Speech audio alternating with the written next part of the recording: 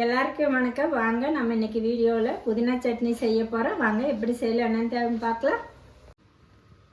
Cut பண்ண தேங்காய் கொஞ்சமாக, வரமிளகாய், மிளகு, ஒரு தக்காளி, 5 பூண்டு, கொஞ்சமாக புளி, சீரகம், சின்ன வெங்காயம், தோல் உரித்து வச்ச சின்ன வெங்காயம், புதினா இலை ஒரு கைப்பிடி அளவு எடுத்துக்கங்க, கருவேப்பிலை. இதுதாங்க இது தேவையானது. வாங்க இப்படி செய்யலான்னு பார்க்கலாம். அடுத்து பற்ற வச்சுக்கலாங்க. ஒரு கடாய் வச்சுக்கலாம்.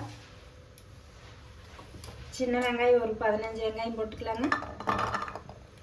ஏன்னா புதினா சட்னிக்கு சின்ன வெங்காயம் கம்மியாக போனாலும் புதினா இலை தான் அதிகமாக இருக்குன்னு அதுக்காக நம்ம சின்ன வெங்காயம் சேர்த்துக்கலாங்க. ஒரு ஸ்பூன் எண்ணெய் விட்டுக்கலாங்க.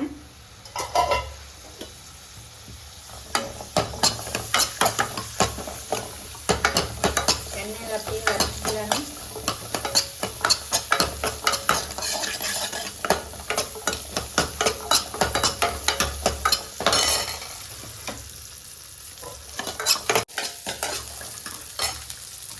வெங்காயத்தோட பூண்டு மட்டும் சேர்த்துக்கலாங்க.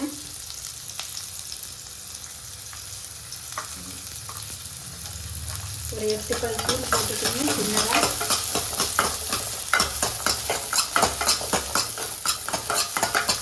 இது வந்து சாதம் செஞ்சு சாப்பிடலாங்க. இது வந்து செஞ்சு பாருங்க புதினா சட்னி.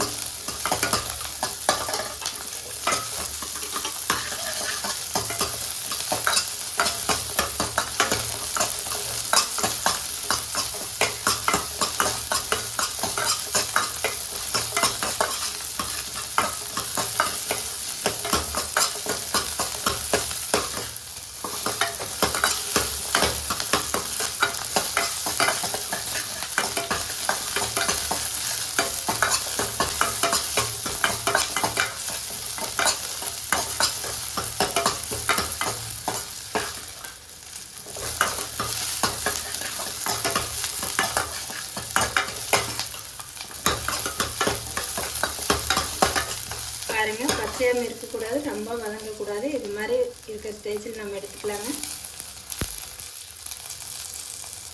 எடுத்து தனியாக எடுத்துக்கலாங்க.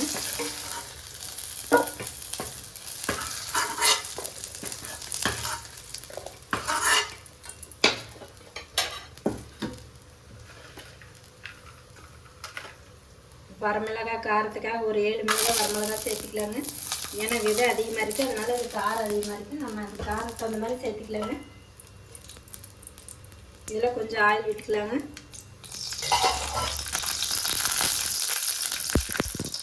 மிளகு கொஞ்சமாக சேர்த்துக்கலாங்க.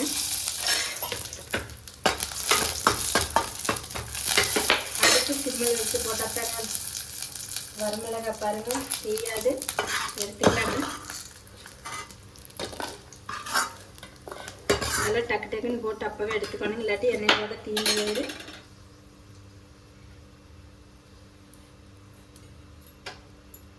சரி, ஒரு ஸ்பூன் அளவு சேர்த்திக்கலாங்க.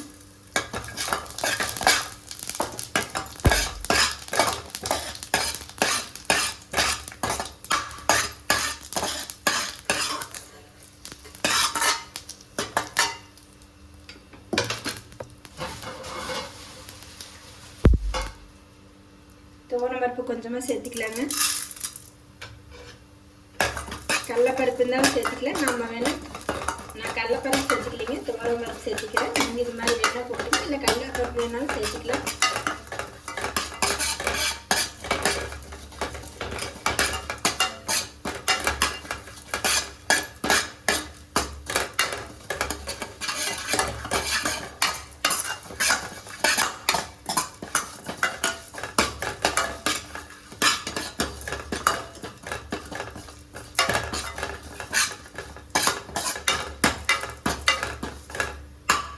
பாருங்க, துவரம்பருப்பு நல்லா வதங்கிருச்சு. நம்ம கருவேப்பிலை போட்டுக்கலாம்.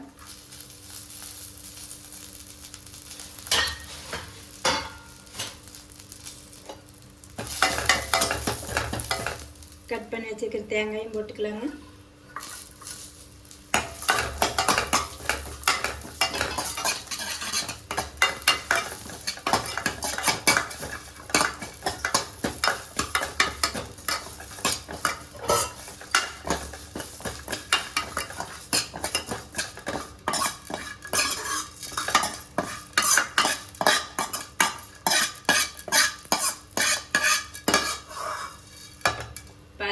லேசாக வதங்கினா போது இதெல்லாம் எடுத்து தனியாக போட்டு வச்சுக்கலாம்.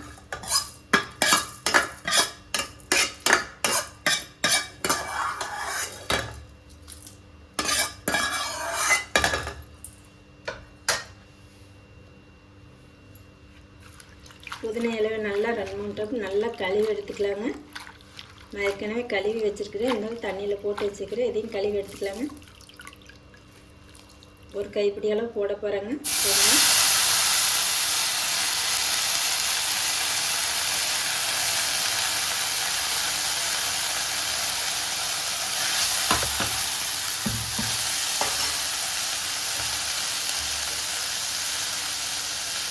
புதினாவுக்கு ஒரு ஸ்பூன் எண்ணெய் ஊற்றி நல்லா வதக்கி எடுத்துக்கலாங்க.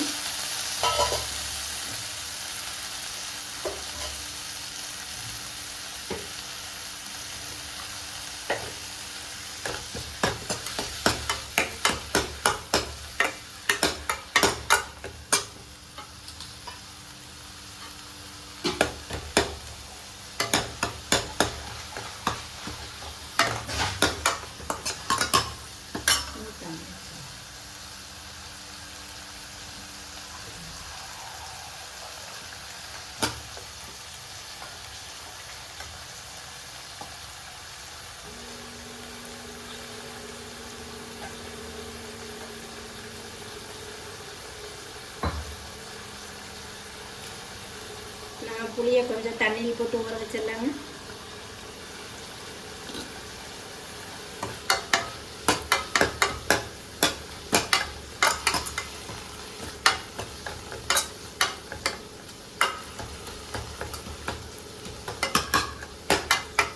புதினா இலையை நல்லா பச்சை வாசம் போது நல்லா வதக்கி விடுங்க.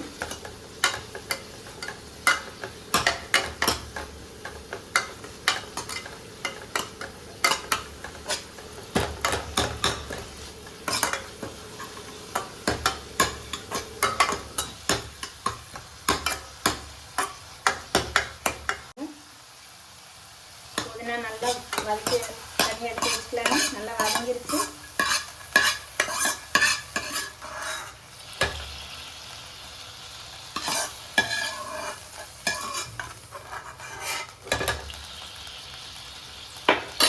ஒரு குட்டி தக்காளிங்க, குட்டி தக்காளியை நல்லா வதக்கி எடுத்துக்கலாங்க.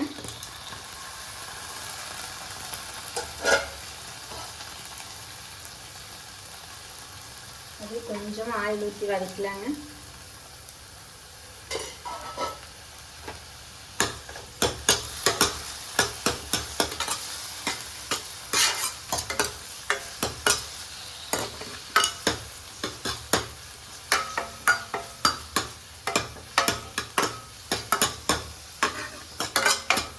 இது மாதிரி செஞ்சீங்கன்னா சாதத்துக்கு தொட்டு சாப்பிட்டீங்கன்னா நல்லா டேஸ்ட்டாக இருக்குது.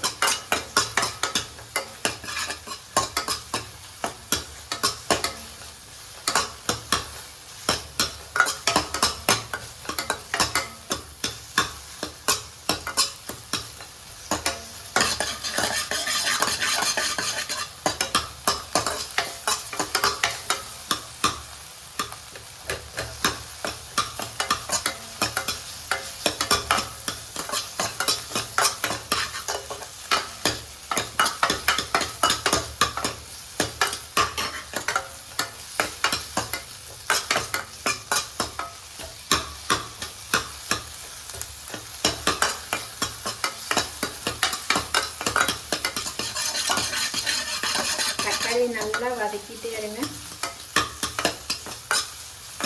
புதினா சட்னியெல்லாம் நல்லா டேஸ்ட்டாக இருக்குது. சாதத்துக்கு இட்லி தோசைக்கு விட சாதத்துக்கு தொட்டு சாப்பிட்டீங்கன்னா எல்லாரும் சட்னி செஞ்சு நல்லாயிருக்கு. உடம்புக்கு ஹெல்த்தியான சட்னி.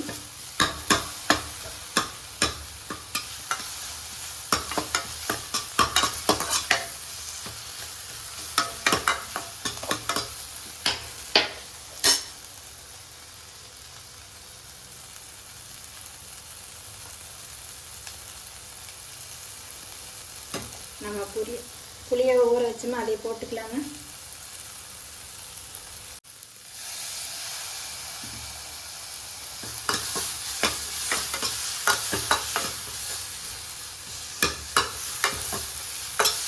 தக்காளி எல்லாம் போட்டு நல்லா வதக்கி விடுங்க.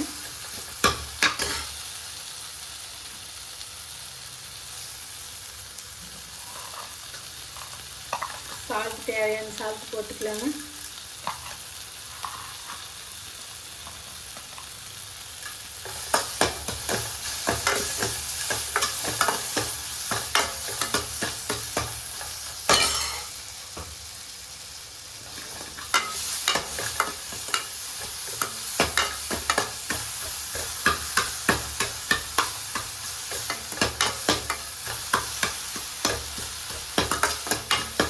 வதக்கி வச்சுங்க.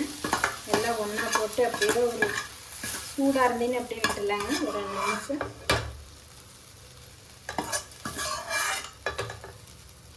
அவ்வளோதாங்க, சூடாகிடுச்சு. நம்ம மிக்ஸி ஜாடியில் போட்டு அரைச்சி எடுத்துக்கலாம்.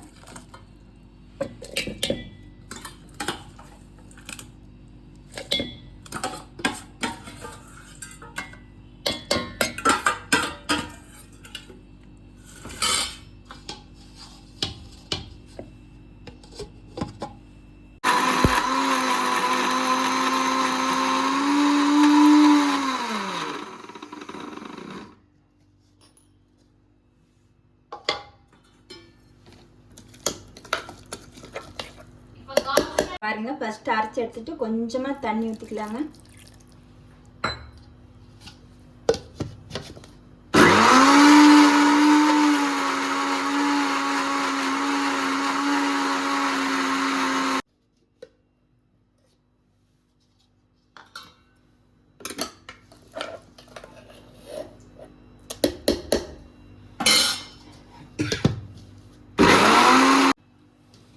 அரைச்சாச்சுங்க, எடுத்துக்கலாம்.